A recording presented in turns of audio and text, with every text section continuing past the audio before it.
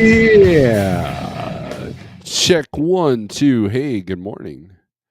I could not hear myself over my own dang music. So, good morning. I hope all is well. It's been a, it was interesting last night. Some of you know what I'm probably talking about. But hey, what are you going to do? Right? What are you going to do? Let's see. Let's get rid of that. So, good morning. I hope all is well. It's Friday, December 8th. Just three more Fridays after. Actually, no. After today, there's two more Fridays, and then doom, Christmas weekend will be upon us. And I hope that you make it home. I hope that you make it home if you're out there driving, and I hope you spend good time with the family because that's what's important. This money in the truck and stuff that ain't important. So, anyways, good morning. I hope all is well. I know I keep saying that, but I really do. I really do. I don't want. Look,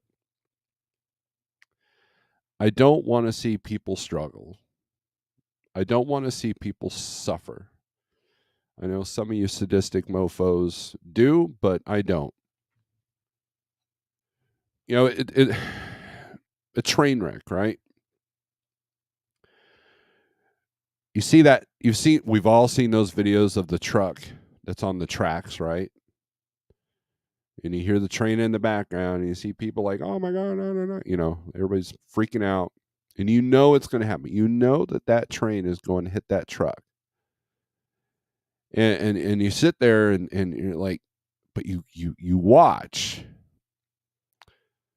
And there's a part of you that hopes for the best, that this person's going to be okay, and there's not, that you're rooting for them to get that truck off the tracks. Then there's a part of you that goes, "This is going to be awesome when he hits that." Which side of that fence are you?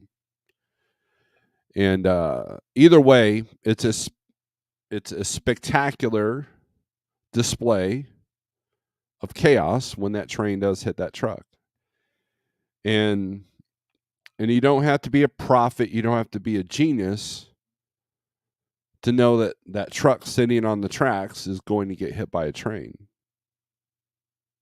You see a train wreck getting ready to occur, and here's the thing: we watch because we want to watch that train wreck, and you don't have to be a prophet to know that there's going to be a wreck. So that's the reality of the situation.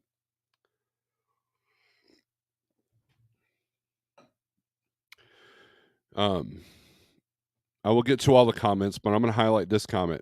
Morning, Steve. Important post you made yesterday about addiction, thoughtful. The so what I did is I posted it's Ozzy Osbourne's Demon Alcohol, and last year my neighbor, his name was Troy. For the last 4 years, he has this really cool husky. And what's funny is the husky will run around sometimes. And one time my wife came home from a walk and just let the husky in the house. And it freaked me out at first, but he was a good dog. But Troy had this husky. He was a cool dude. And he worked over here at Kraft, because I'm near Kraft. And he used to bring us like free cheeses and all this stuff. He was a good dude. And one day I noticed that he was walking instead of driving, to work. And I kind of wondered about that. And then he would come over. He would come over and he'd barely be able to stand. I could tell he was drunk, and he'd tell me about all these grand plans he had to go down to Florida and work and live off the beach, And he would repeat his stories all the time. He would repeat himself all the time. Now, Troy meant well. I don't know what demons in his life he was fighting. He has a batch of kids that live in the house with them, like adult kids, adults. And they seem to be, a couple of them struggle with things, but others, they're doing okay. And he he would just tell us these grand plans, and he could tell that I was kind of a little bit standoffish. I was just guarded, because when a drunk's on my porch, I got to be guarded because you never know, right? And he would apologize profusely. I'm like, oh, man, you're fine, you're fine. And that's what alcoholics do is they apologize all the time. Why? And that was one of the things that said, Steve, no more Bacardi 151 back in my old days before I was a driver, because I found myself apologizing the next day all the time. And so if you address the issues that cause your intentions to drink, that's the thing. If you drink socially, that's one thing. But if the intention is to get blasted, you're trying to escape something. And that's what Troy, my neighbor, was doing. He come over here and, oh man, I'm gonna go down to Florida. I'm like, yeah. I heard that story 15 times. He'd bring us brisket, he'd bring us, he got, I don't know if he got fired or whatever, he left Kraft, and so we stopped getting the free cheeses, but he would bring over brisket, he would bring over barbecue, he'd bring over, he'd bring over a beer. Hey man, you want to have a beer? We talk about, he would tell me that he had a 45 that he kept by his bedpost. I'm like, man, I hope you never have to shoot anybody, because that's going to go through your wall and into my wall, and our bedroom's like right next to his house. And then one day, I looked outside and there's 4 cop cars without their lights on and an ambulance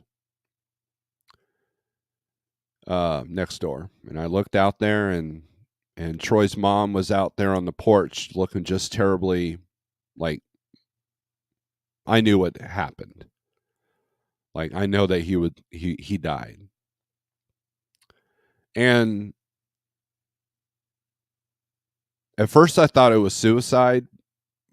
Oh crap! I just got a yellow $sign probably for that. But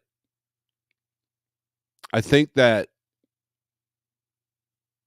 which it doesn't matter. This message is important. I think what happened is he fell on a glass table, and that's what killed him. But he was like, he literally was in this binge for 2 weeks. Just drinking. I know other alcoholics that have done that. And so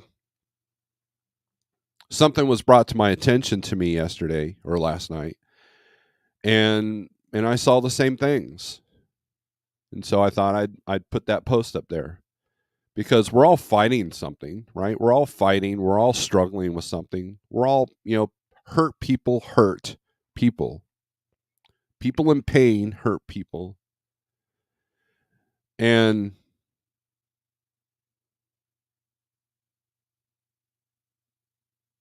as much as we like to think that this YouTube is good for us, it's not. It can be. It's like a library. There are books in the library that are good for you, and there are books in the library that are meant to entertain, and there are books in the library that are downright can be used against the weak. They're downright bad for you. They get your emotions stirred up. Some of these books will get your emotions stirred up. They'll get you angry. They'll get you sad. They'll rile you up for a revolution you don't even know what you're fighting for. And we're all struggling with something. Any voice that's inside your head that's telling you you're not good enough, that's what you're fighting.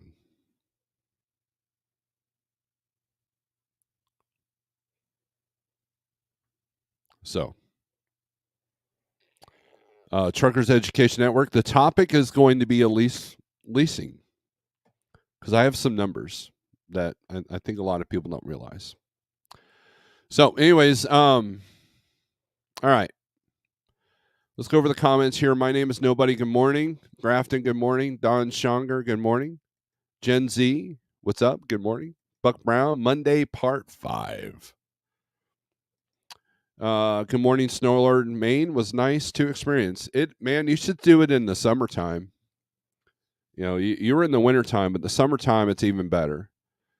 And I've been in Maine both summer and winter. I remember I had to pick up a load of canoes in the wintertime. I was on this icy parking lot, and canoes don't weigh that much. And they ended up canceling that load because I got there and another truck was already there, and I guess they underbid us. It was when I was at Transland, and I ended up going somewhere else. I forget where they sent me. I was just happy I wasn't in Jersey because a lot of times they sent us to Foxborough to deliver at the stadium there at the Bass Pro, and then they sent us into Newark. And I always told my dispatcher, hey, send me to Topton for batteries or send me up to Maine. I like Maine. Let's do that. And they would. And they would. So because me and my dispatcher got along. So let's see. Good morning, Sandman. That's a weird name. Shannon Thomas, what's up? Oh, I think I skipped Justin Axford. Good morning. Oh yeah, I already read that. Okay, so I don't know what I'm doing. Shannon, good morning. I received Shannon's pumpkin roll, and that thing is like bigger than I can display on this horrible green screen that I got behind me.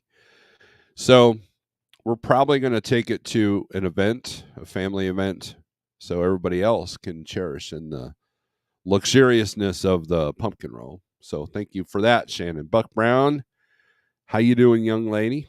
Todd Norris, good morning.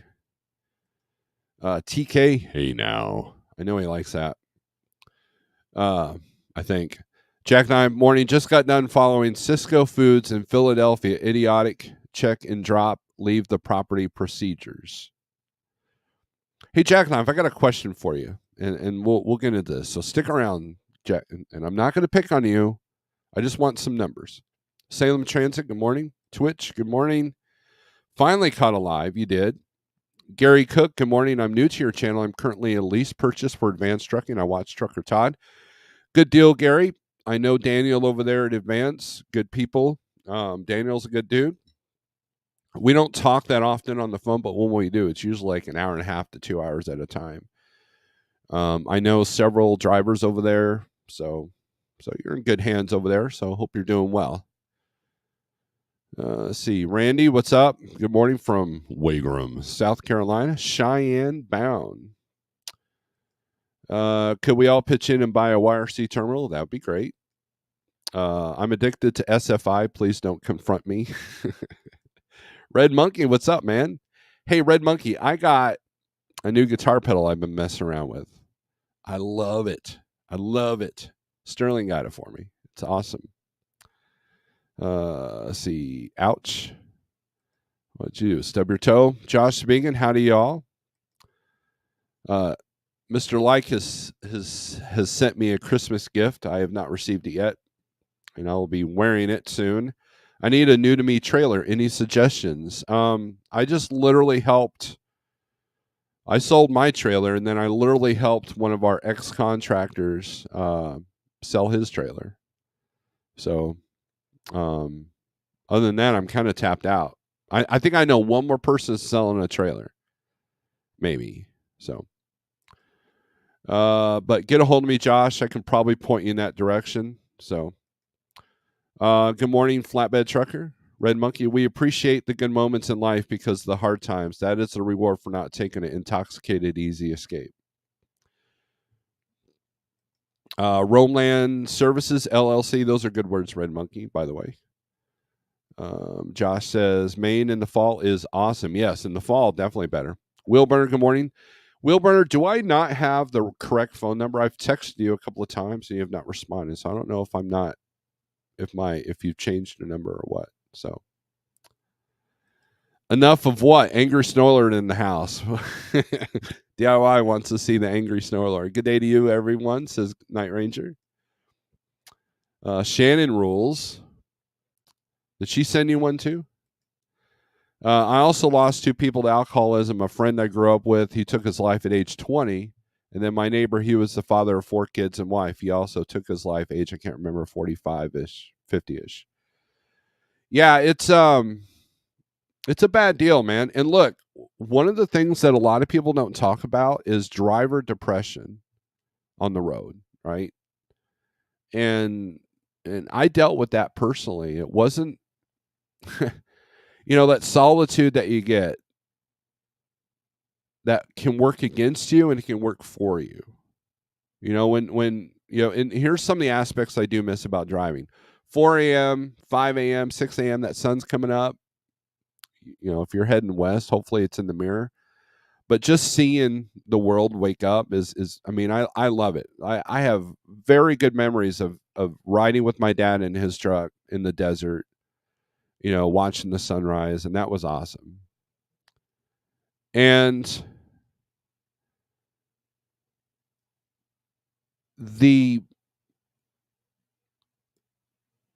but if you're doing like 2, 3 a.m. and the right thoughts or the wrong thoughts are in your head, your mind goes to dark places, and I don't miss that part. And in my family and my bloodline, we deal with depression, and so it's really easy for me to go down a dark path. And when I changed my diet, a transformation happened with me. My depression started to go away. I became more spiritual, and that's definitely helped. Because I've gone through some things here in the last couple of years that the old me would have either took myself out or took somebody else out. And I don't live in that darkness anymore. Now, does it creep up every now and then? Does it knock on the door? Every now and then it does. But I try to keep it at bay. And we all do. So, Jackknife says, "Oh no. How may I trigger you today?" Broker transparency? Lame. That's an old comment. That's an old topic. Why does no one talk on the topic of industries going autonomous? They're taking jobs, but at the end they get less taxpayers' money. So whatever. Let's talk about that for a second. This is from CDL Life. It's funny that you bring that up. Driverless truck company to exit U.S. operations will lay off 75% of American workers.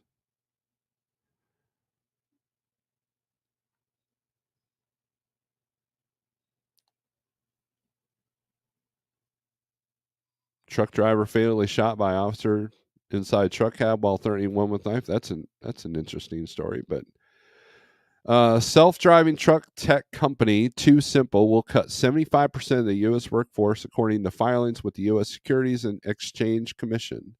Layoffs will affect about 150 workers.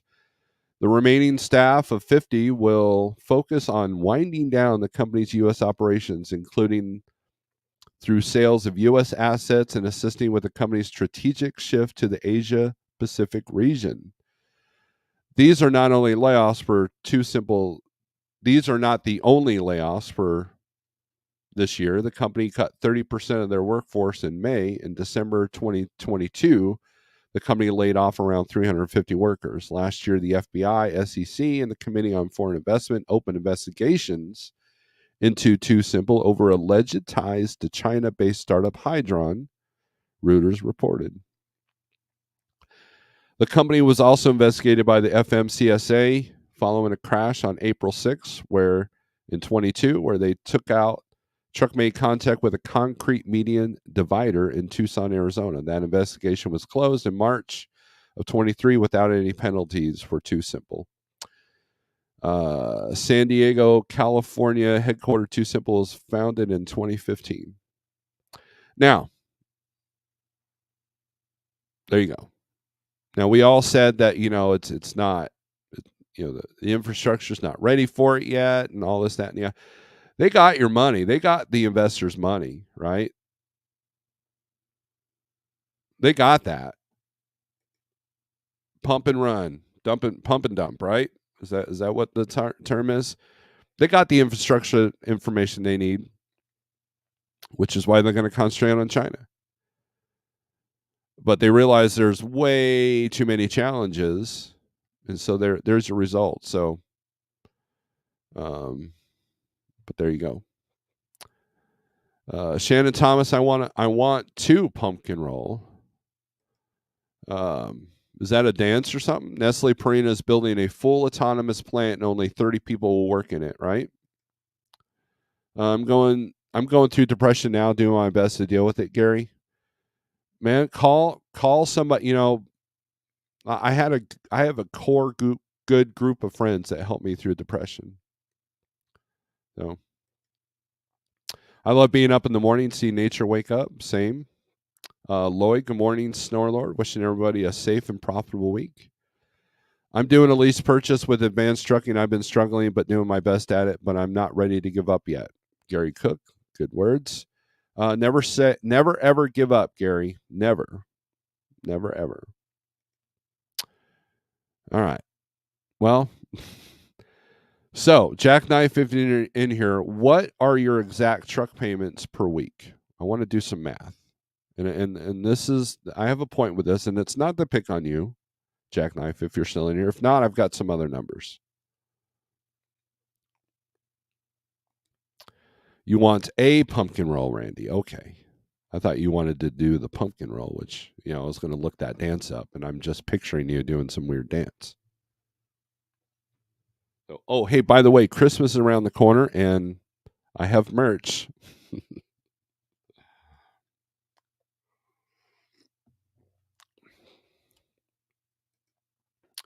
All right, I don't think Jackknife's going to answer, so we're gonna answer for him.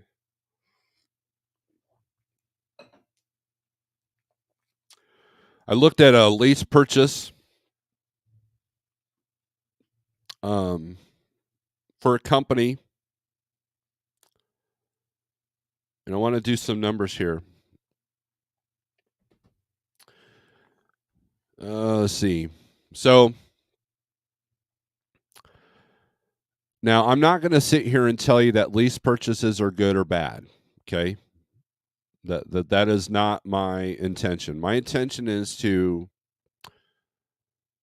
display some numbers, and then you have to deal with those numbers what you will. Okay. Shannon Thomas is the only and first, the only for now lease purchase over here at Like Trucking, and so her setup does not apply to this. This is going to be a company that you're dispatched, and you're doing predominantly their customer freight. Okay. So there's a local company that was inquired, 1586 a week. And that includes, that's for a 2023 or 24 Kenworth T680. And the company that the truck is signed on with is got 90% predominantly their own freight, customer freight. And then they do 10% spot, usually to get them back to where their customers are at, which is normal. That's kind of the platform that all the big wigs have done. This is a small company. But 1586 a week covers everything. It covers ELD, it covers insurance, it covers everything about that truck. 1586 a week. Okay, that's a lot of money. But you're getting the ELD, you're getting the insurance, you're getting the IFTA filings, you're getting the advantage of their shop and their lower rates, which is huge because some shops are up to $250 an hour. Most shops are around between most dealership shops are between 190 and 225. So anyways, so that covers everything, right? So that's it. And you're dispatched. Okay, but here, and it's a 4-year note, and the truck's yours. I don't know if there's a balloon or not, but I hope there's not a balloon, because after 4 years of 1586, I hope that covers the whole truck. And so those of you running a newer T680, and I wish Jackknife was in here, Maybe Red Monkey could tell me because he was driving a 680 at one time. I know he's not now, but how much in fuel do you guys burn? Is like $1,000 a week a good number for fuel on the average? Now I know some weeks, depend on how much you're running. So I've got my other cell phone here. 1586 times 52 comes out to 52 weeks a year. That comes out to $82,472 per year for 4 years for the truck. Oh, 25K buyout. So Todd knows what I'm talking about here. Jeez. Okay. 4,400 a month truck, 465 a month insurance, bobtail, 565 a month international loan, 300 a month business credit, card debt, 425 health. No, I don't want to know your entire operation. I just want to know the truck and the costs associated with that. But I've got my numbers. Okay. Let's look at this. My fixed costs are $1070.22 plus 12 cents that goes for maintenance. I'm leasing a 2018 Freightliner Cascadia. I've had this truck about a year, and it's a 3-year lease. I figure I need to make 55 cents per mile. Okay. Fuel a week is usually about 800 to maybe 1,000. So we'll use the $1,000 average a week. Because a payment of $1,586 a week is you got to run, right? You're gonna have to run, and so anyways, all right. So for the year, just on truck payment alone, you're at $82,472. Now, again, I say truck payment. That's the fixed cost of the truck. Okay. So add 52. We'll round it down to 50,000 a year for fuel. Okay. That comes out to $132,472 a year to run your operation. All right. That's a lot of money. Okay. Now, let's multiply that times 4 for the entire term of the lease purchase. Okay. This is a 4-year lease that I'm looking at. Okay. Locally. That's $529,888. Now, think about that for a minute. That's a 4-year investment. 4-year investment. Let's add, or let's do some math. This is basic 7th grade math. Now, Shannon's situation's a little bit different. Why? Because she is running the business like she has her own authority, except Jeff does her paperwork for her. That's pretty much what it is. But this is a company that I'm talking about that you're dispatched and they have customer freight. Okay? Think about this. If someone said, Steve, I have this great customer. I want you to service it, but you're going to need to own 10 trucks. I'm going to be like, wow, how do I get the money for 10 trucks? And let's say I put them on this, let's say, I know I'll have the drivers pay for the trucks. So if I was to take this 529.88 times 10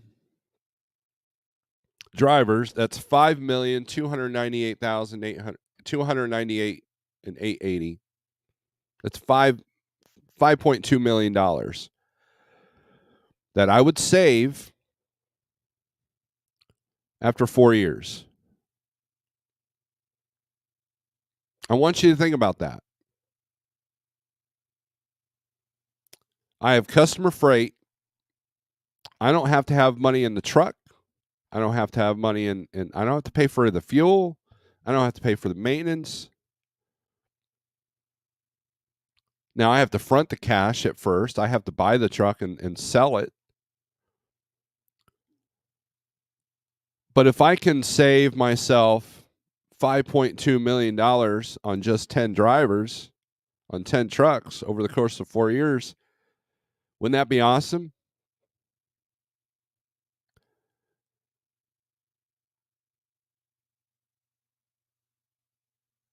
This is what you're doing in that situation. You are literally saving the company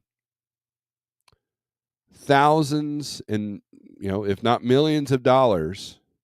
So think about a company as big as, say, I don't know, Schneider or Swift that have lease purchase people. Think about the millions of dollars they're saving by passing the cost to the driver. Now, let's go back to the old numbers here.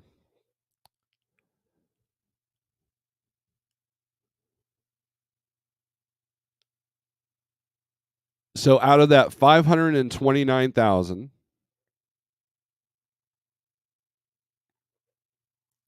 and $88. Now remember, that's over the course of 4 years. Now we're not even counting the buyout on this, which is 20. Actually, let's add that buyout. So plus 25,000. That's 554,000. What do you think your return on that investment is? Do you think it's 10%? Do you think you're going to get 10% of that?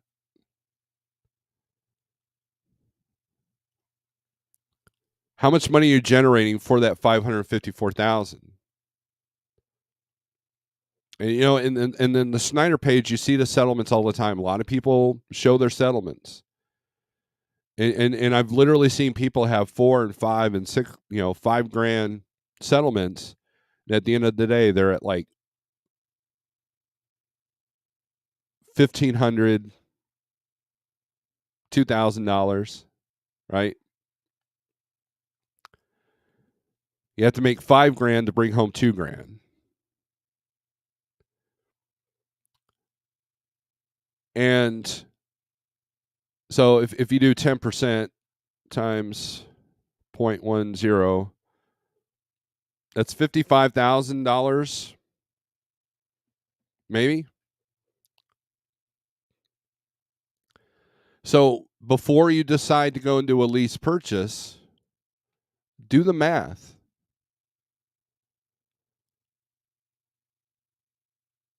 And see what your intentions are.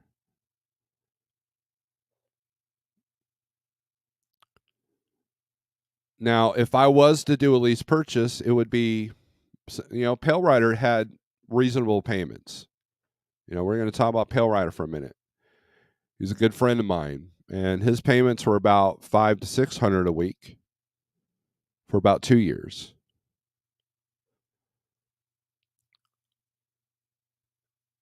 With no balloon. And he was able to pay off 3 trucks while he was driving. And then the other thing is, after the 4 years, what's that truck going to be worth? How many miles are going to be on that truck? So if you're averaging 120,000 miles a year times 4, that truck's going to have 480. 480,000. Now I can get on, Schneider's been sending me email, SchneiderUsedTrucks.com or whatever, it's been sending email. They've got a bunch of trucks for about 40, 50 grand. They have about 480 to 5 to 600,000. So Schneider's keeping their trucks a little bit longer. But that's the math you have to do. Now I can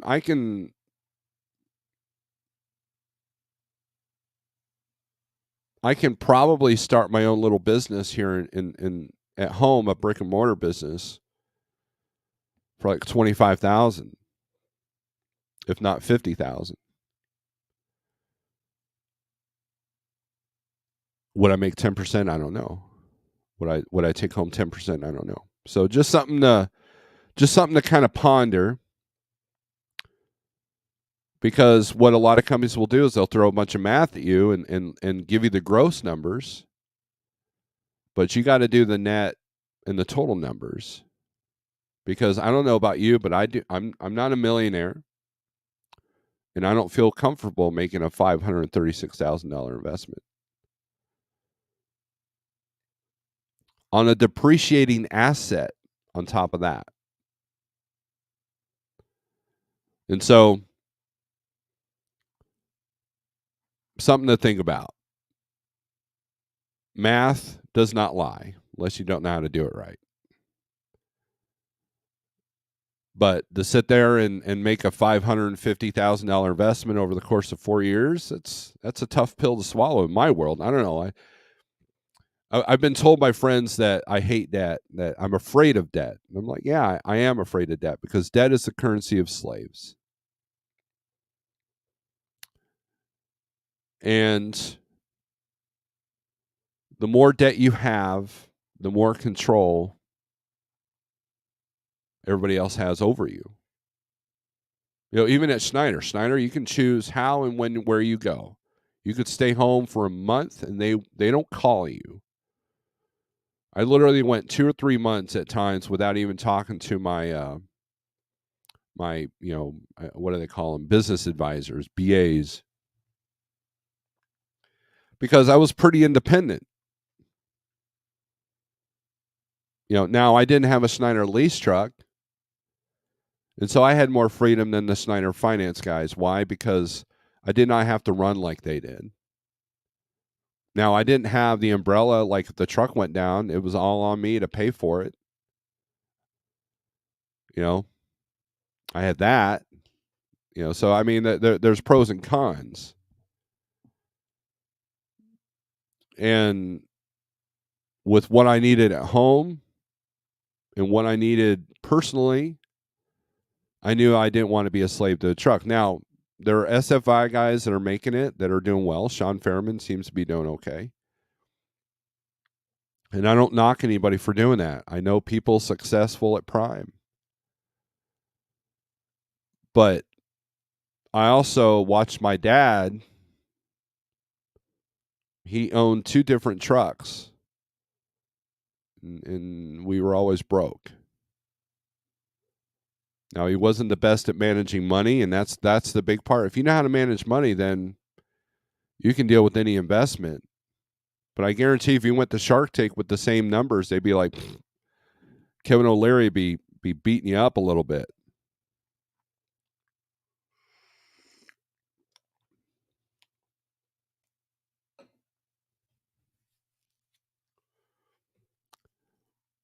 Now, that one guy says they have the warranty. That's the key.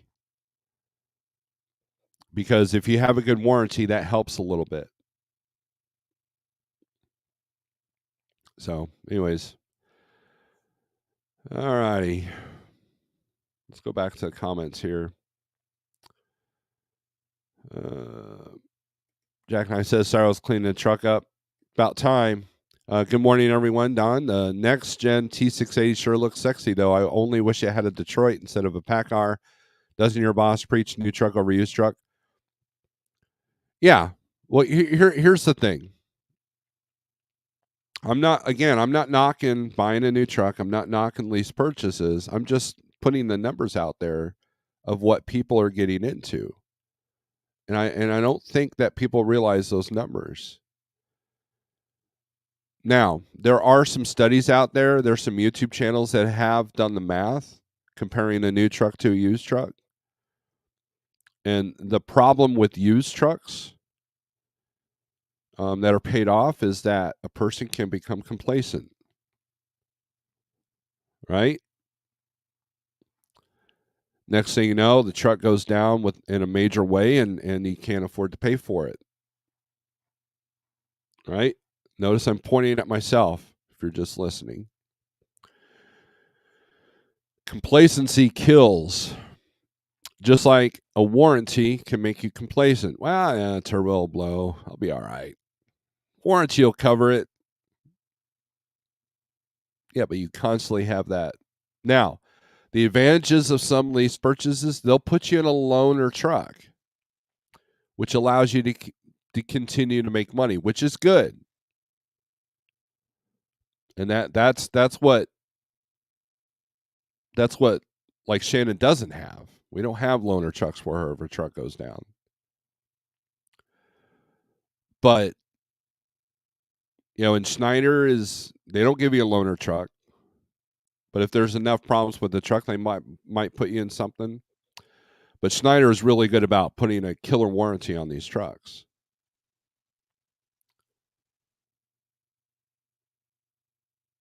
And a lot of times when a truck is paid off, you have to keep putting, it's a little bit more relaxing. You could be a little bit more relaxed about, you now you're not pressing for that $1,500 a week truck payment. But if you still put the same amount of money down away for maintenance and or replacement, a truck is truly never paid off. Think about this. The last year I was fully running my truck, which isn't very hard, by the way. My truck was at $25,000 for the year. $25,000, which is nothing for a PACCAR, to be honest with you.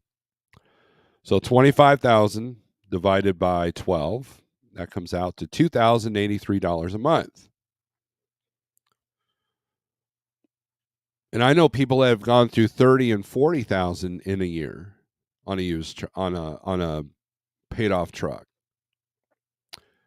But the killer, and this is what we dealt with last year when the truck prices were so high, when people were paying $80,000 to $100,000 for 4 and 5 and 600,000 mile trucks. It was ridiculous. Now you have a high truck payment with no warranty. Instant death. I don't care how good of a runner you are. I don't care how good of a business management person you are. I don't care how good you are with your money. I don't care how good your credit is. That is the combination that will take you out.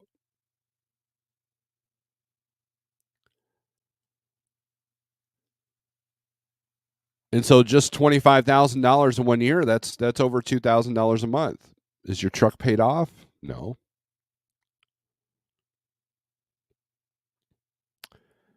And hopefully you don't have anything else. I mean, look, the PM service for a PACCAR engine is about $600 to $800 now to do a full service.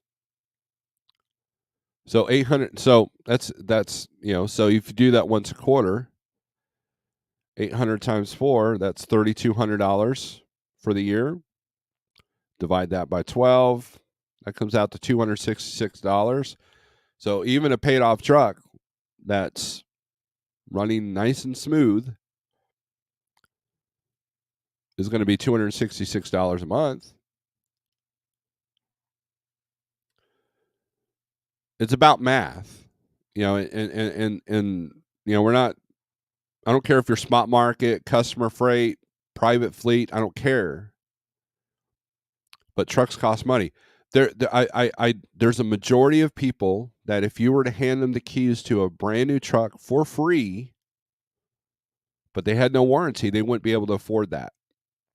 It's kind of like I was talking to Pigtail about this yesterday. It's like if someone just shows up in my drive and says, "Here's this new Lamborghini, enjoy," I'm going to be like,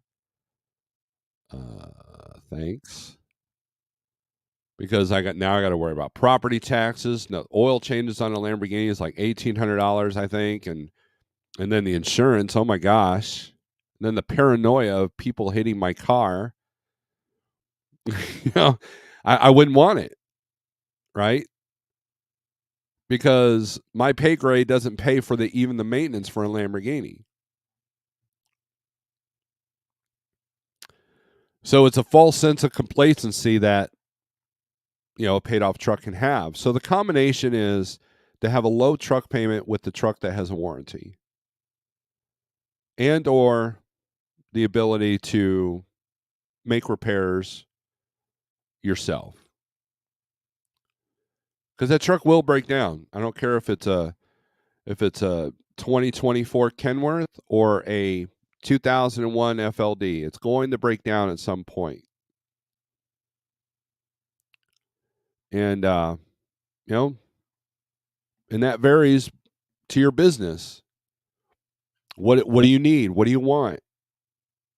What do you have? And I still need to do the video, the questions you should ask yourself before you become an owner or a lease operator. Justin says that would be my dream truck, next gen T680 with the DD15 and DD12. I'm in a 23 579. I usually run about 15 to 1800 a week in fuel, but I have an 18 speed and the motor turned up for climbing power. That's the other aspect is gearing. So lease purchase is not bad, says Carlos. That truck has cost them $220,000. I seen the invoice. I was just thinking about that today, Snorelord. I had a talk with someone inside the company I'm leased to about why I'm usually doing local because other companies put a cheaper bid in. The companies don't want to run New York City, Philadelphia, et cetera. These are mega carriers. Also found out that what they're paying for trucks from a buddy I know in International also. Most of these carriers have about $1.58 overhead. Do lease drivers pay their own taxes, health benefits, plus 401k? They do. They don't have taxes. I mean, they have taxes. They don't have health benefits. There are some carriers out there that do provide health benefits, but it's more of a health insurance that you can buy. And there's definitely no 401k. You got to do that yourself. Lease purchase should be a last resort and no resort. Always try and do it with your own financing. If that fails, then lease op. So here's the tools that leasing can be positive. Again, this is not the bash lease ops, okay? Number one, you have a $550,000 investment that's not in your name, that's not in your credit. So if you decide you want to buy a house, if you decide you want to buy a car, your debt ratio, quote unquote, according to Equifax, is low. And if you can find a truly walk-away lease, no harm, no foul. Now, the company might scream, you owe me thousands of dollars, but if they don't report to the credit bureau, it's a walk-away lease.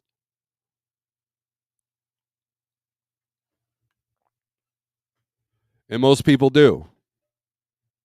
A lot of people do. And so there are benefits to leasing. The tax deductions are different on that. And, you know, what works for some may not work for others. Again, this is not the bash lease ops. I just wanted to point out the amount of numbers, the amount of money that's being thrown into something.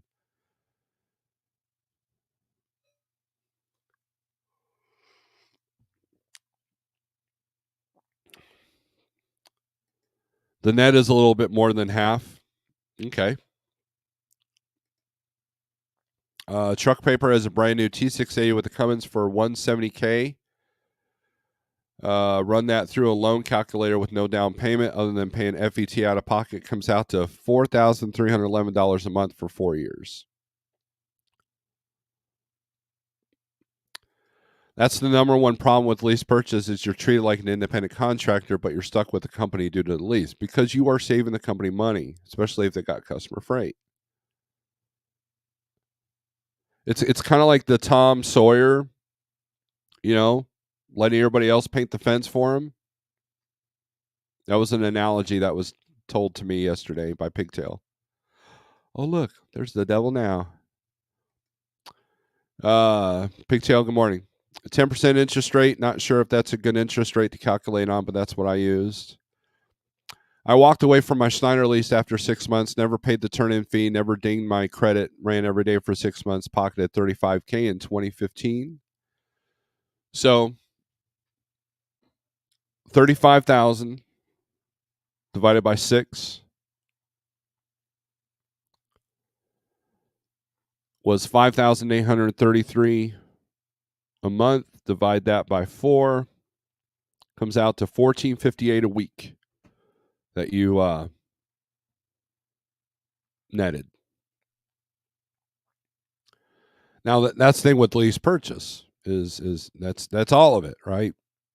So after that, so whatever your salary is. So now, if that's how you ran, then you can count on about 1400 $1,400 a week. So I made 8,700 net after truck payment and bobtail insurance and 28% tax. Keep in mind, I still have to pay $300 to the credit cards and $565 to the international loan, $425 health insurance. A lot of those lease drivers didn't change their oil very often at Schneider. Yeah, I wouldn't buy a. I don't know if well, I can't say that. You have to find a well maintained Schneider Finance truck. And now I know people that signed on with Schneider and got one of their 40, 50,000 mile trucks, and they look brand new. But the gently used ones are okay, but 40, 50,000, that's not enough to do enough damage. But the ones that are like 400 and 500, I would want to see the maintenance records on those trucks. Mrs. A's got it right. Fully paid off truck is a myth, just like a free puppy.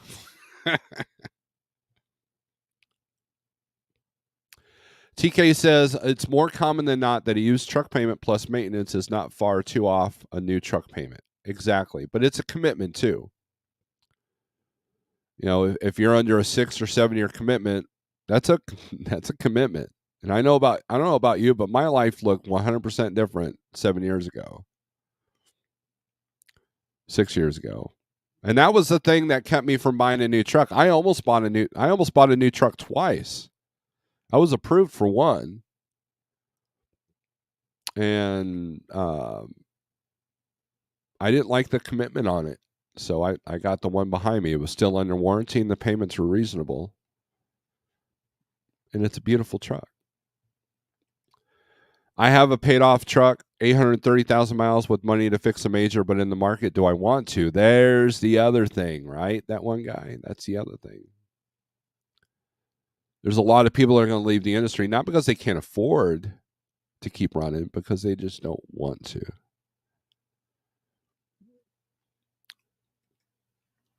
WCF Vader, you can get an LT International with the ISX for 149 from an inside source. I know mega carriers that are buying LTs for 120, 130. They have bargaining power. Why? Because they're buying in bulk. I went full tilt on my new truck warranty, absolute maximum on everything, 6 years, $600,000 or 600,000 mile. Good deal. Butch says I will stick to my truck that I have paid off for 20 years now. Awesome. Who is that guy Sooner that has the needle nose Peterbilt from? It's like a 69, and that thing he's rebuilt that thing like 8 times.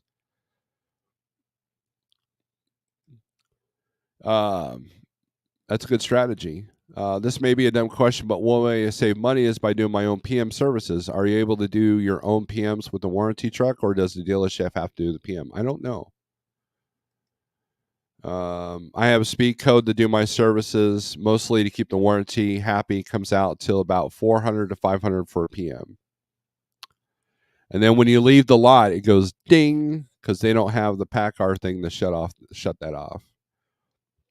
If I did the PM myself, I could maybe save $100, maybe $130. Well, then time comes in the factor too. What's your time worth, right? And then disposing of the oil, if you're just throwing the trash, that's a no-no.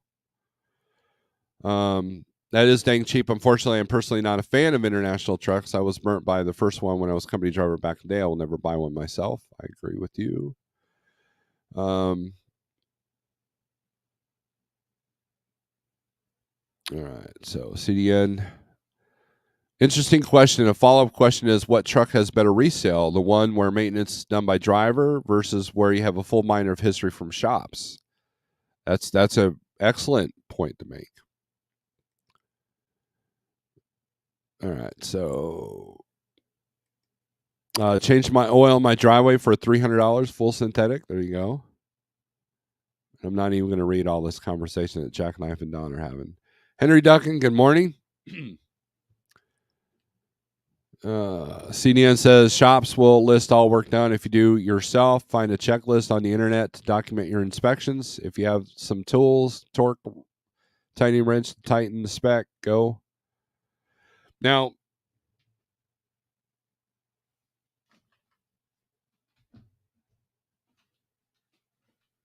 no, I'm not going to dig it out, but I have the maintenance records on my truck. I forgot to give it to the guy that bought the truck. I don't know if they could have read it anyways, but you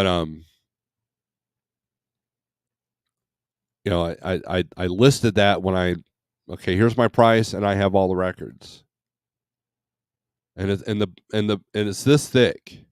I mean, but it's everything that's ever done since mile one. Why? Because I bought an MHC Kenworth, and they had all the records because it was a Prime truck, and any maintenance that Prime did, I didn't have those records, but because it was under warranty, I think most of the maintenance was done at MHC. Ponzi says, "Here we go."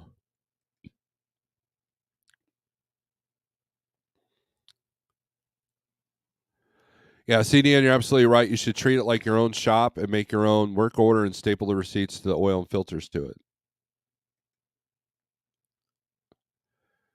James G, what's up? And Pigtail brings up a good point. Everything is not covered under warranty. You know, you still got tires, you still got shocks. Now,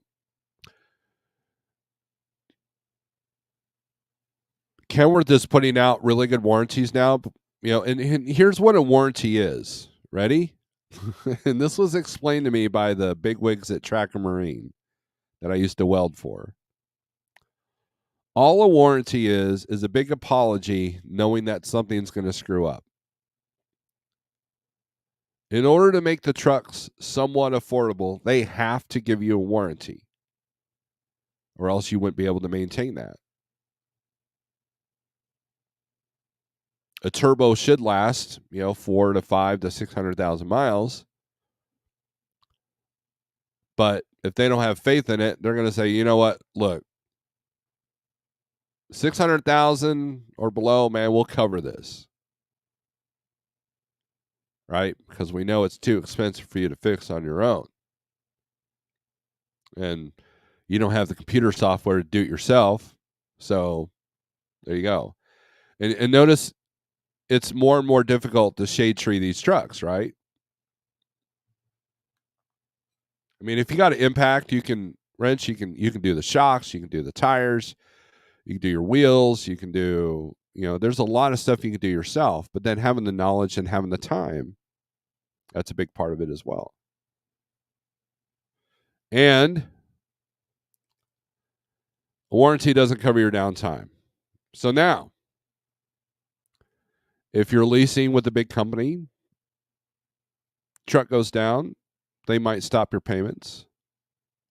Because if the truck's down a month and they don't give you a loaner, what are they going to do? Oh, you're going to run for free for the next 2 months? No.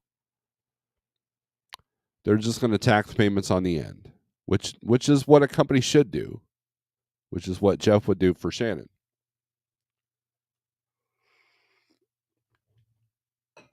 And that's the advantage of leasing over a bank loan, because bank's going to be like, F you, pay me, mafia style. So, anyways, and so it's just do the math. It's easy, right? But you got to have a long-term plan. Because if you're constantly in survival mode, like just barely keeping your head above water, and you do that 1, 2, 3 years in a row, it's going to tear up your family. It's going to tear up your sanity. It's going to cause depression. It's going to tear up your body. It's going to tear up your wallet. We talked earlier about driver depression. And, one of the reasons why we deal with depression is because our cortisol levels are always elevated. And when you have a lot of stress, That's bad for the body. And at the end of the day, the kids or the grandkids are not going to remember all the stuff that they got if you're able to buy them gifts. They're just going to remember the nights that you weren't there. Now, it's good to teach the kids that hard work pays off, but also teach the kids that smart work pays better.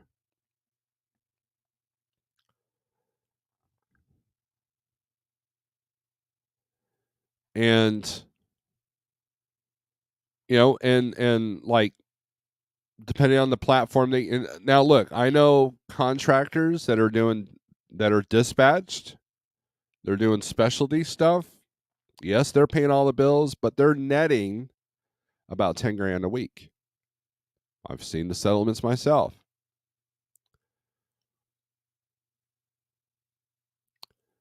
So there is money to be made out there, but you just got to make the right choices.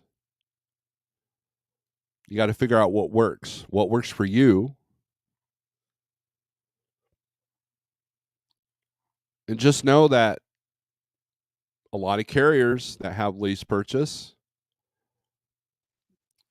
you're saving them millions of dollars at a time, so they don't have to make that investment. One might think having a paid off used truck as a backup to a new truck to cover downtime might be worth it. I'm considering that, but in all likelihood, I'll get a used warranty truck next. I have never seen the backup truck thing work correctly. I kept this truck for a year as a backup truck, just in case Jeff needed me to go get a trailer, or just in case, I had no dispatch, so I was going to run for a week or two. And you know what?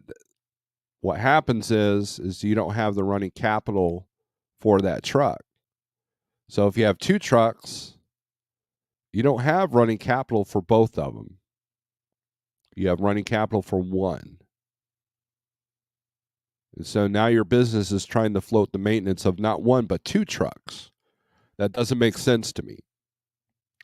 Now, if the numbers, if someone can tell me the numbers how it does make sense, let me know. But I do know that trucks sitting, especially if they're deaf, DEF is not good for them. If you light that truck up after 6 months and you decide you need to do a run with it, guess what, man? That SCR is going to flip you the bird. The dozer valve is going to flip you the bird. DEF is only good for a year. So just know that, especially if it's hitting extreme temperatures. The deficit in my truck was seeing, 100 plus degree in the summer and -10 in the winter. It did get cold here. And so I don't know if a spare truck's a great idea. Now, some people might be out there doing it, but I haven't seen it work successfully yet. Now, I think DIY does it. I think DIY's got spare trucks, and he's been able to make that work. But he knows how to work on his trucks, too. And I think a couple of his trucks don't have DEF fluid. He's got some older trucks.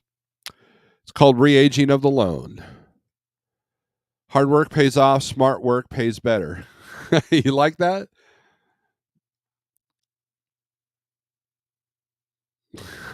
I just coined that. That's not anything. I just made that up. What does it profit a man to gain the world if he loses his own soul?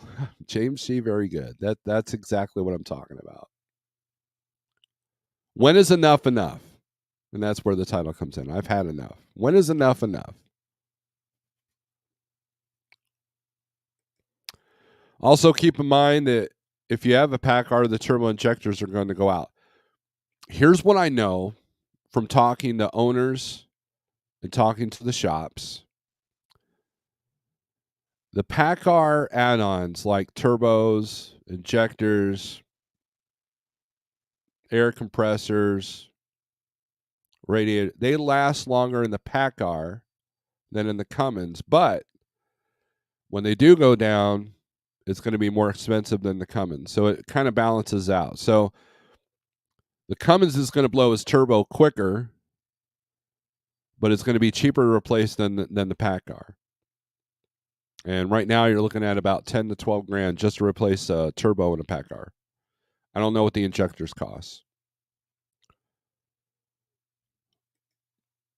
Thermodynamics and trigonometry go hand in hand. What is the viability of older non-DPF trucks?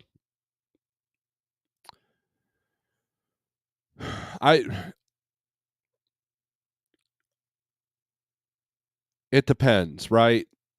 Because you're sacrificing fuel mileage with a non-DPF truck. And it is illegal in California to have one now, I think. But also the phasing out of parts. That's something you have to think. If you've got a 1998 Kenworth T600, which that's what my dad drove towards the end of his career.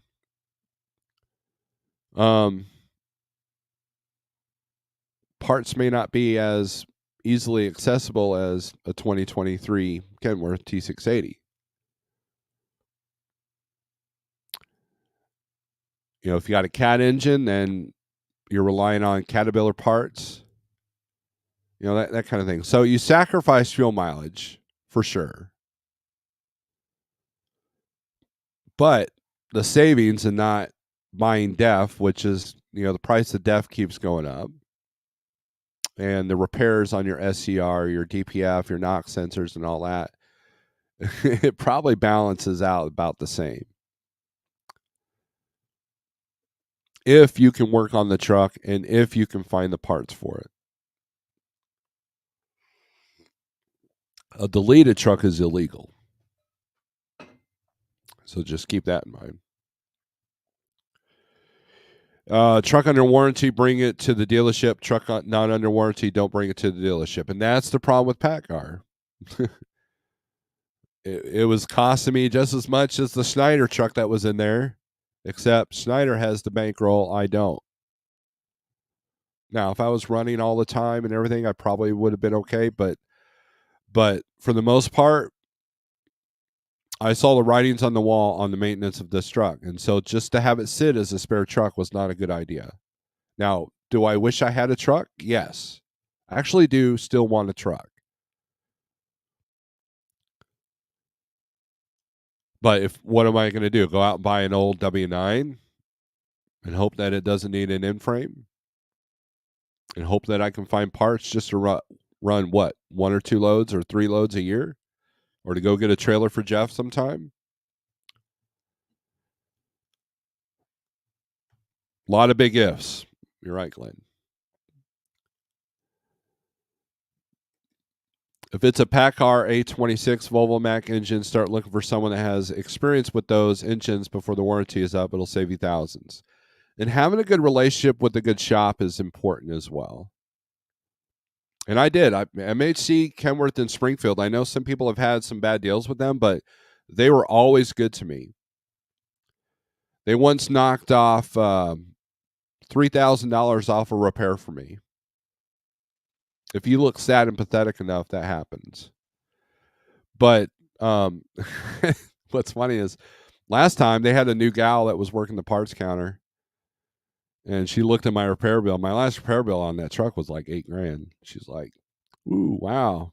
I said, "Yeah, and I don't even get a free hat." And she's like, "Yes, you do. Pick one out. I'll give it to you." So it made me feel warm and fuzzy. I'm sitting there with my hat. Thank you. I got my thank you. Meanwhile, my checkbook's like, dude, what the hell was that?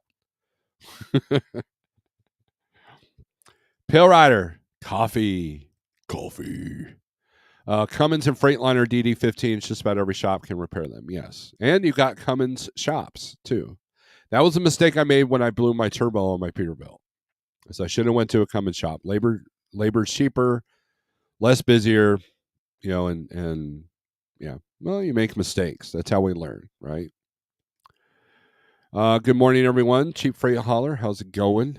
It depends on the industry, says Twitch, that you are specifically, are you running van or cattle? Mr. Glenn is running van. He is one of our esteemed contractors. So I'm just going by some of the really incredibly crazy Rush Truck Center invoices I've been seeing lately. 28,000 for a turbo replacement and a battery install on a Cummins, for example. I just popped out 700 for diagnostics and a valve adjustment, but it runs great now. Storm cloud lifted for now. Good deal. Yes, Glenn had us all freaking out yesterday. He was picking up a very high paying good load, and his truck decided to flip him the bird. But he got it settled. Pigtail wants a truck. He does want it. I want a truck too, Pigtail. So I'm very happy with my Freightliner. I do plan on my next truck being a Freightliner, with the only difference I'll get a Detroit instead of a Cummins. Stuart says, morning. Glenn says, sorry about no need to apologize, Glenn. You got the load picked up. That's all that matters. You're doing well. That's what matters. You were able to, dude, the shop went above and beyond for you. And so you put that in your back pocket, because that's what you need. It's not just having a relationship with your shop locally, but having a relationship with different shops in areas that you run quite a bit. Obviously, Glenn's in Denver quite a bit. So to have a good shop up there, look, I know I'm anti-carbolicious, but a box of donuts can make a shop be a lot nicer to you. I've used that method. Or pizza. Like, let's say you're in there about 11 a.m. and they're working on your truck. Like, hey, let me buy all your mechanics pizza. You got to grease the palms a little bit. I mean, that works in any. It's a relationship, like with the broker, with the carrier, with your dispatcher. It's the same thing,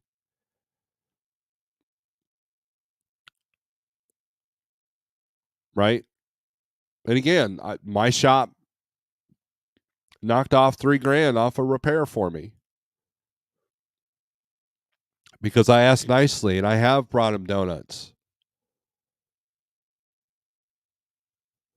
And the other shop where I took my Peterbilt was an independent shop. That was nice because it was much cheaper labor. They were even cheaper than TA.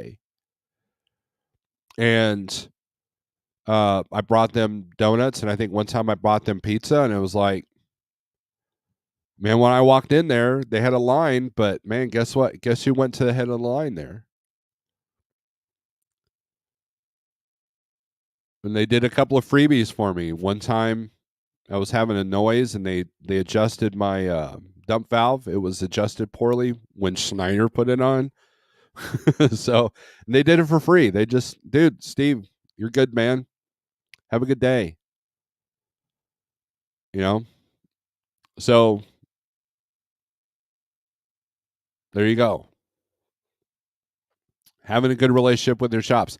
Now, a lot of people ask, should I get a Kenworth or Freightliner? Okay, here's the thing. So let's say you live in Shreveport, Louisiana, and you check the reviews. Well, the Kenworth dealership has got this kind of rating, and the Freightliner dealership's got this kind of rating. And so you talk to these shops, you talk to the people who've used these shops, and you go, huh, seems like this brand has a lot more issues with their shop than this brand. And if I'm going to do the majority of my work at this shop, maybe I should get this kind of truck. I did that with Freightliner. I know a lot of people that had issues with Freightliner here in Springfield, and I know people have done well, just like Kenworth, right? But I knew that I wouldn't be up against Prime, because Prime predominantly had Freightliners. IWX has got a terminal here; they predominantly have Freightliners. I think that's all they have, actually. And so I thought, man, Kenworth might be easier to get in. And so I had no problem. Plus, I wanted a 680. I like the insides of them. I like how they drive and all that. But the PACCAR, that was the thing, and it ended up costing me more money. Freightliner's by far not my favorite, but I believe the fuel mileage is the best among the manufacturers. If I went off, like, I get a next gen Peterbilt 579. James wants a driver in Michigan. Maybe he'll get one for Christmas. Sage says pizza is great. Dang vegans. The hero was Victor. Was Victor a mobile mech with some helpers running around in sprinter vans? There you go. I got one shop near me charges $80 an hour in labor, and another that charges $130 an hour. Both will get me in immediately for small issues if needed. There you go. And that's really where the magic is, because the best shops usually have a 2-week waiting period, and that was what was becoming the problem with my Peterbilt. Was the shop I wanted to use was always booked up, so I had to schedule my maintenance. But if something had gone down, it was emergency. Like, I was definitely looking at some downtime. Luckily, my truck payments were manageable. You know, and look, I made mistakes. My first truck, I had no warranty. They tried to sell me a warranty. I was like, no. And I didn't understand how the trucking industry worked at that point when it came to warranties and all that. Looking back, I should have gotten the warranty because that would have paid for my turbo. Now, it would have been a third party, so those are kind of like, you know, could go either way, right? But I didn't think. And luckily it didn't take me out, but it easily could have, especially with the way I was running that first truck. So, Lavina truck mechanic in Denver. There you go. There's Glenn's deal, man. So, all right. So we've been at this for an hour and 18 minutes. Do you guys want to look at the low board? Put a 1 in the chat if you want to look at the low board stuff. If not, then we'll end this feed now. Or do you want me to talk about some other B crap?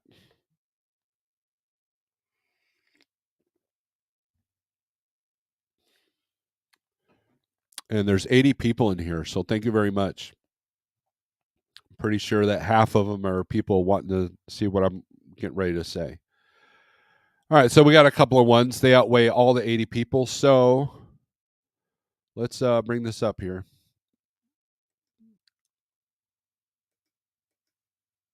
The super chats get you to look at me in any area that you want.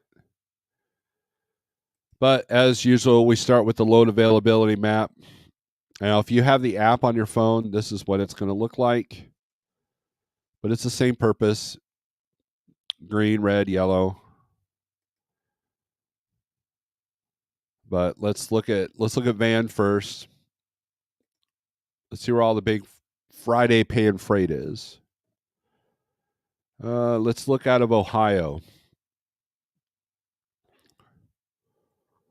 Let's say we want to do some Ohio freight.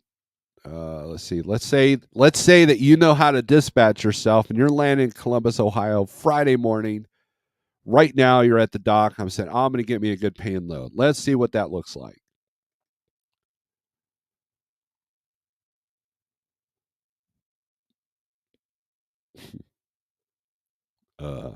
Yeah. All right. So we got on the highest rate, posted rate. Remember, these are posted rates, right? This is the general idea of where the broker wants to be at. But look at this, Vandalia, Ohio to Spokane, Washington. I bet you this is going to be P&G. It's light for P&G, though. Cargo Chiefs got it at 45. They're at 42. It's been as high as 48. 22,000 pounds, not bad going over the mountains there, but there's been some weather there. So just be aware of that. Picks up Sunday, delivers Thursday. So that's definitely P&G. Let's see. California, here we go. Fremont, Ohio, the West Palm Beach. They're at almost $3 a mile. Picks up today at 7 p.m. tonight and delivers Monday at 11:30 a.m. Now, here's what I don't like about this load. You might sit there, well, it's Florida. Well, that's number one. But number two, you're losing Monday. Because if you got a deadhead out of there, you're going to lose the whole day. So you might as well just book for Tuesday. And it doesn't pick up till late tonight, or 7 p.m. tonight. That's not late, but you know what I'm saying. So now they are way above They're like 3,400. Cargo Chief's got it at 3,000, 42,000 pounds, grocery products. So I would want to know who the receiving customer is on that. And that's pretty high. Load Smart's usually a little bit way below average. So that doesn't make sense. A little bit way below. They're a little bit below average. Sydney, Ohio to Salt Lake City, Utah.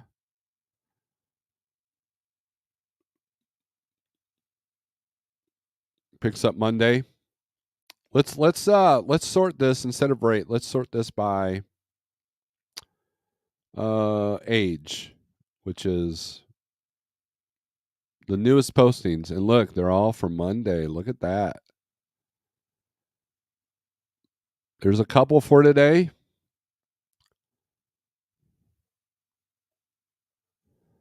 So we'll sort this by pickup date. There's quite a few for today. But it's early in the morning, so these are a lot of older postings. Not too bad, 20 minutes.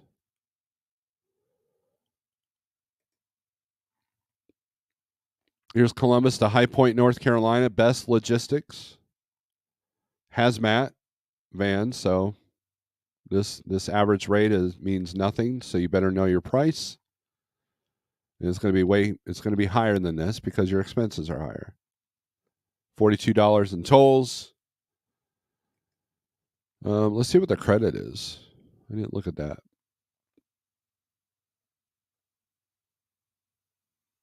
Toll calculator says $1.30, or not toll. Toll calculator says $42.75. Total profit after fuel and percentage is $1.37. Mile or $5.43. Now, how many days is that? If that's a straight, no, that's not going to be straight through. Well, it could be 397 miles. So 1 day run.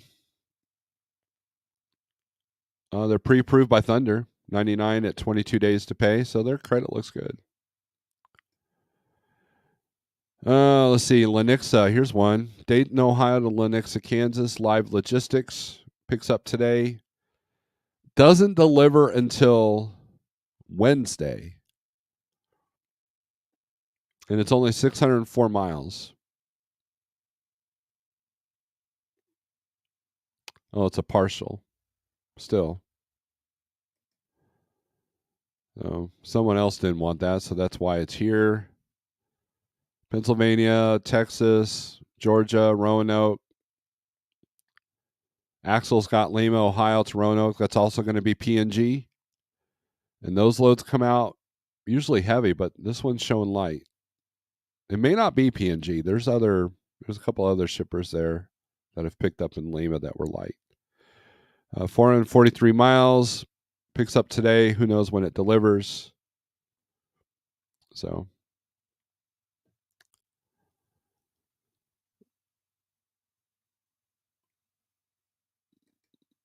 Iowa City to anywhere Wednesday next week. Let's take a look at that. So let's do search. Find loads. Let's see if I got that search already in here. Iowa City. Let's click this. Let's edit the search.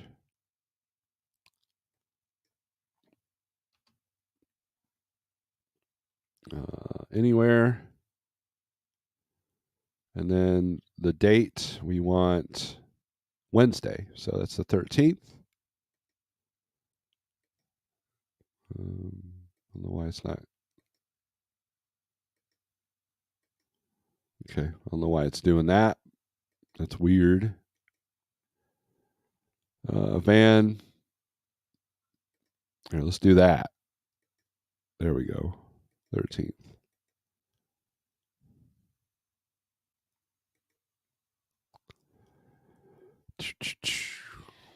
Quite a bit.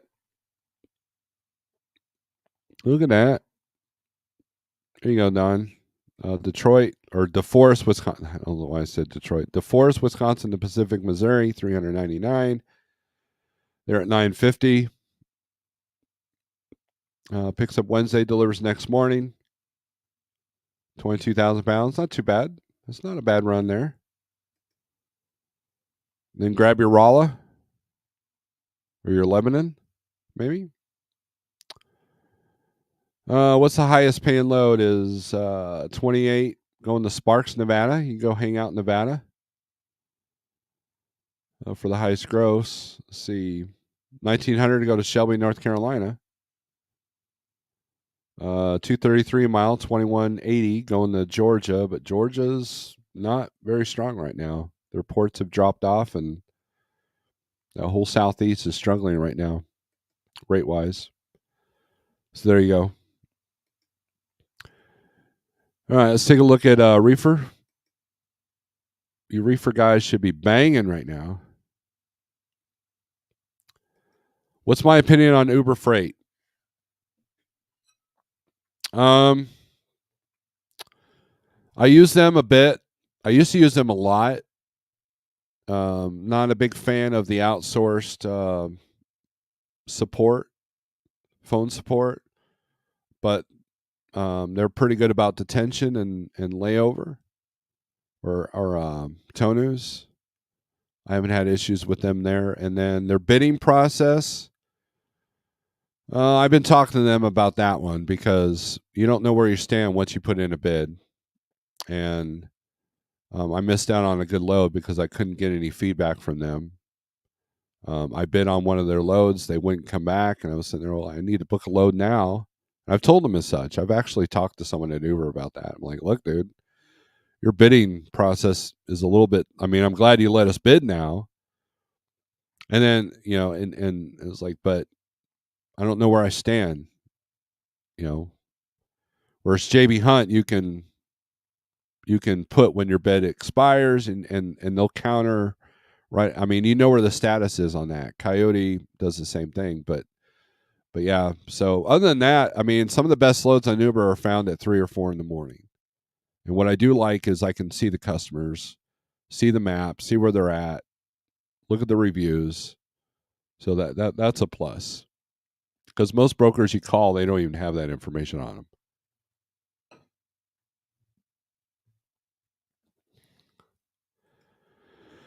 My 123 lowboard is going from 35 to 79 a month. I think I'm going to cut that expense. Yeah, Jeff and I have been talking about that. But I would check with them to make sure that we're not under a special, like trucking should get a special rate. Yeah, I got one of them $180,000 free KW hats. Scorpion, good morning, Steve and everyone from Mass, getting loaded with a nice light load. Thanks to Rig Runner again. Good deal, man. Good deal. Fuel's going down if it's 435 in Pennsylvania. Oh, well. Now, Twitch, you bring up a point. You know how when fuel goes up and we tell the brokers, hey, fuel's up, so I need more money. Well, guess what? Now they're going to do the same thing to you. Now they're going to be like, well, fuel's down. Why do you need such a good rate?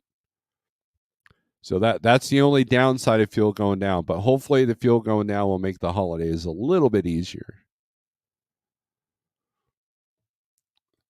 What are your chances of getting a good load this morning? Unloading in Joliet now. Extremely good. Illinois is a good spot, especially Joliet. Glenn, I reduced the basic plan. Not sure exactly what it includes, but 79 a month was going to be too steep. 39 a month is more manageable. I will miss the features, though. A couple of ones outweigh the rest of the 80 people now. That's a democracy in action. Right, Twitch? Looks like my email listed postings and dedicated loads I got are better than what is posted currently. There you go. That's the name of the game. That's how it rolls, right? So this is reefer. Look at Iowa turn yellow. So that's interesting. Let's take a look at Minnesota. Let's see what we're getting out of Minnesota, other than a cold blast. Sort by highest rate. See what the long haul stuff's doing. Looks like van and reefer, they're only paying, $4,000 to go into. Well, that's not Northwest. That's Massachusetts. So $311 a mile, 4,300. That's a good weekend run, but doesn't pick up till Wednesday. So a lot of brokers are wanting to book ahead. Look at this. This is all for Wednesday and Thursday. Here's one for Monday. Here's one for January.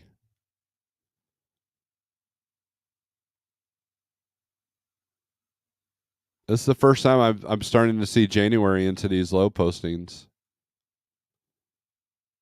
So, yeah. Yep, this one was just posted. Circle Logistics got Rochester, Minnesota to Shelbyville, Indiana. Picks up at 8 a.m. today. It is late. That's probably why someone fell off of it. Cargo Chiefs got it at 17. They're at 14. Let's see. Food product. Shelbyville. Is that Walmart? I don't know. I don't know what that is. Here we go. Rochester, O'Fallon, Missouri. It's not until Wednesday. So, a lot of stuff for next week. So, next week's going to probably be our busiest week in the reefer world. I could be wrong. Loves in Bennett, Colorado, $3.44 a gallon. All right, let's take a look at flatbed. And we'll leave step deck out. Bastard children. Let's see. Montana, Idaho, Oregon, and Washington are lit up. Let's see what's coming out of Montana. 310 a mile, $29.75 to go to Steamboat Springs. Is that near Radiator Spring? No, that's different. Steamboat Springs, Colorado. They're at $29.75. Cargo Chiefs got it at $2,000. So 48,000 pounds. Picks up today. A lot of stuff for today in Montana. Not bad. Then you got this one, Montana to Holiday City, Ohio for $1.46 a mile for 48,000 pounds. So good and bad, right? What makes this low bad? Not the rate per mile, but the rate per day. Rate per day on that is not great. Unless, so we're doing 1750 on the miles. 1725. So 1725 divided by 600 miles a day. That comes out to 2.87. So we'll call it 3 days. So 2520 divided by 3 comes out to 840 a day. So there's your daily rate there. See how easy that was? I converted from mileage to daily rate. That was pretty easy, wasn't it? Now, do you guys want to know how to do that? So you take the amount of miles, 1725. If you want to run full on all the time, like if what's your max amount? 700 miles a day divided by 700. But with weather, hills, mountains, or whatever, I would do it at 550 a day, 550 miles a day. That gives you room for any problem that could arise. So 1750 divided by 3, that's 583 miles a day. That's not bad. Now, if it's scheduled for 3 days later, then you automatically just go to that. But you take that total amount, 2520, if you don't know how to negotiate, divide that by 3, boom, 840 a day. Before carriers cut, before fuel. So what was the rate that you got in going into Montana? What was that daily rate? See what it is. Basic math. 8th graders can do this. You can do this too. When you say to a broker, I will lower rate $50 to $75 as fuel is down, then if you talk to the same broker and say fuel is up, they are more likely to support. Steve run the 20 cents fuel on 1,500 miles. Share the actual cost increase versus decrease on 20 cents gallon on 800 miles. So 800 miles divided by 6 miles per gallon.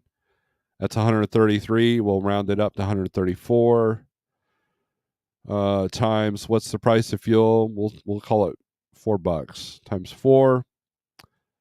That's $536. Wait, no, I'm not doing that. Yeah. So 536 Okay, I'm doing that wrong. You got me all flustered here. Okay, so 800 miles divided by 6 is 134 gallons. Okay, times, we'll say $4 a gallon is $536. But if you take 134 times 380, that's $509. That's a savings of 36 minus 9. So about 36 minus 9. 36 minus 9. That's a savings of $27. So there you go. Acceleration Rules loves to talk about the tools and the Freedom Seeds. Ammo and components, 10% price increase January 1st. Yes. I believe MacTech's got a sale going on too. And good luck finding 5.56. It is back. Thanks to war. 6.5, we're talking plus minus 3 cents per mile times 800 equals $24. There you go. All right, so let's call it. Thanks for watching. It's been hopefully you guys had a good week. It's been a decent week for me in dispatch world. Thanks for watching. And again, if you're struggling with depression or addiction, seek some help. You have friends that will help you. You really do. There are people that will look out for you. I mean, there really is. So that being said, strength for today, hope for tomorrow. Oh, and if you're interested in the 123 low board, 48065 is my code. Gets you 30 days free. Check it out. See if you like it. You know the drill. You know the drill. Let's put the banner up. Those of you that support the show, thank you very much. I appreciate you. And with that being said, strength for today, hope for tomorrow. Aggression turns to screws. Peace out.